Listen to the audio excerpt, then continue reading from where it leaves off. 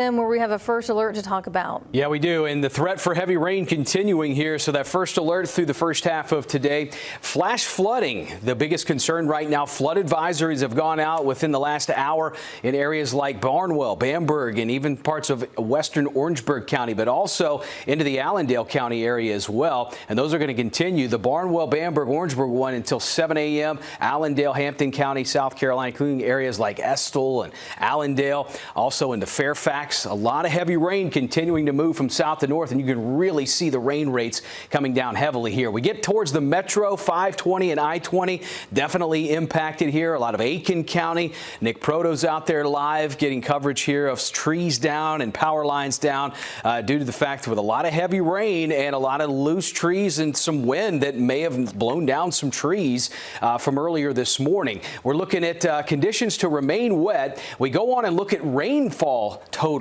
Estimated rainfall totals over the last 24 hours. Incredibly impressive, certainly down around the Statesboro, Georgia area. We're looking at between rain rates 13 to 15 inches of rainfall in the last 24 hours. But not to leave out Jenkins, Screven, and part of Allendale County. We're looking at over 7.5 to almost 10 inches of rainfall here. 9.4 in part of Jenkins, Screven County, a little over 9, a little over 8. And even around parts of eastern Aiken County. So some of the really higher rain totals are between 5 to almost 10 inches of radar estimated rainfall within the last 24 hours going in from Sunday.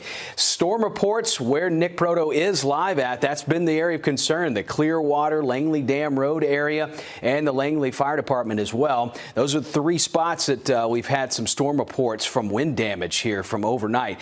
Now, the elevated flash flood risk is going to remain because of that slight risk here. That's definitely going to be most impactful is the high rainfall rates and the heavy rainfall. So a slight risk, a little bit more elevated throughout today. So the path of travel, not that great. Visibility wise, okay. But some of those areas that we have flood advisories out in a lot of our eastern South Carolina counties, flooded roadways, don't try to drive over those at all. Big no-no right there. We're sitting at 68 with winds about 5 out of the southeast. The planner stays very wet the first half of the day all the way up through midday.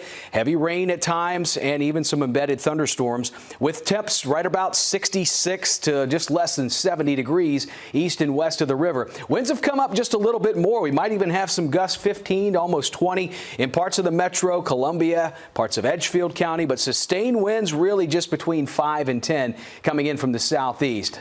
As far as high temps today, no better than about the lower to mid 70s here as the rainfall will continue. Now, once we start moving past today, a little more isolated and less of the really heavy rain impact. We're not going to be dealing with that. Down the road into the upcoming weekend, it will get hotter. Temperatures are expected to rise upper 80s and low 90s by the end of the week. So we're tracking here the rain throughout this morning. Really heavy rainfall between now and just after lunchtime. Here's about 12:30, 1 o'clock with temps in the low to mid 70s.